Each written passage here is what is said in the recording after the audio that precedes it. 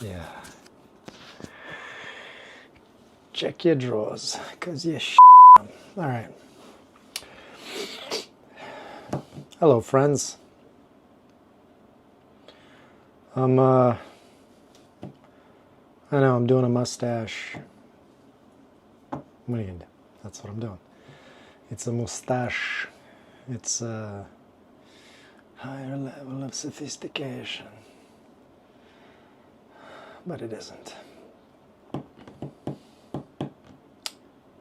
So anyway, let's get into it. Let's stop beating around the bush, as they say. So I was going to talk about patterns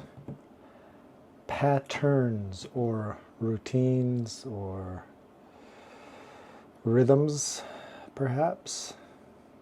Same. Pattern, routine, rhythm. A lot of the times it seems as though you particularly can get caught into a bad rhythm, a good rhythm, but then the bad rhythm slowly creeps up on you again, like you fall into it again. It's kind of similar, like defeating old ideas that were bad. It turns into a situation where you're like, am I really compromising myself again for this thing? You're like, I already defeated this. And then here you are again, trying to rationalize why you're doing it again, whatever it may be. I'm trying to keep it vague so people can relate to it. I don't know if that helps or not. It could be anything. It could be alcohol, could be women, could be lust, could be drugs. I mean, name a thing. You can get addicted to almost anything. It could be Instagram, for all I know.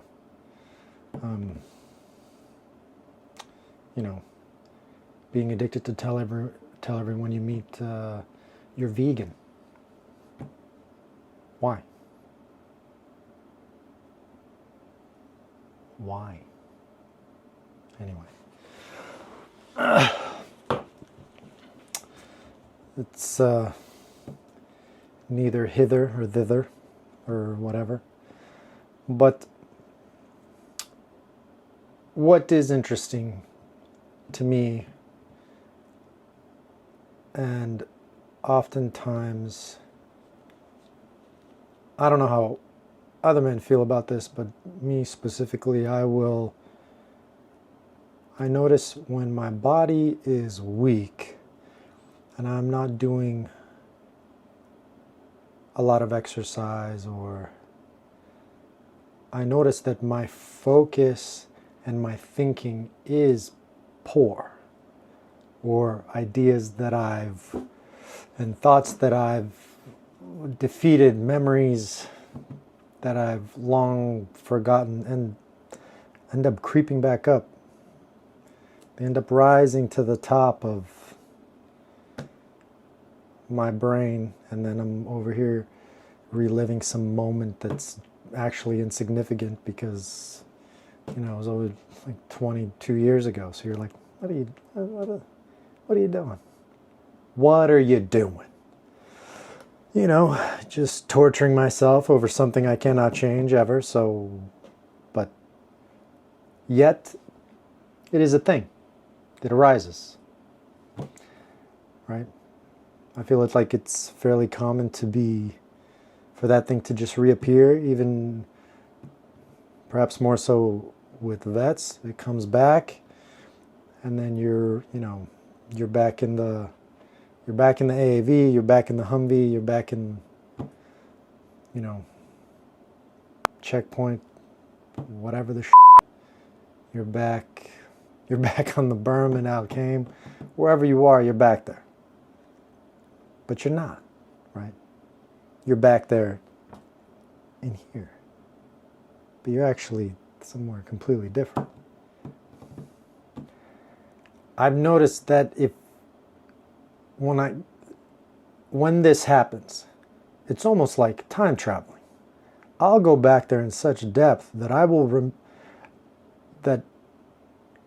will think it's only tougher when you have feelings associated with that with that memory or that event, and then they arise, and then there you are, like knee deep in it. I for sure have walked from somewhere to somewhere and not even realized that I walked there. Or that I drove there and then I walked back. And I was like, dude, like, where the hell's my car? I don't know. That might just be me. Maybe it's onset Alzheimer's, dude. Who knows? You know, but there is something to be said about, you know, even, for instance, in love. This is my opinion, of course. I'm no guru, man. I'm just talking about thoughts, and I'm reading some shit I clearly don't understand perfectly, and I'm just talking about them. So, you know, you take it with a grain of salt, read your own shit, and figure out and think. Actually think. Not just agree with whatever the author says, but actually think for yourself. Now, back to my point. It'll get interesting because even with memories of a past love, you'll look, something will arise, or something, you know, a smell, a look, a TV show, a song comes up, something that you guys maybe did, watch, listen to together, whatever, arises, and then bam, you're back in the moment. You're back there. You're wherever. I mean, you're not back there, right? You're back. It's in here, but now it's like, and then you're there again, and she's there again, and then, but it's nothing. There's nothing there, right?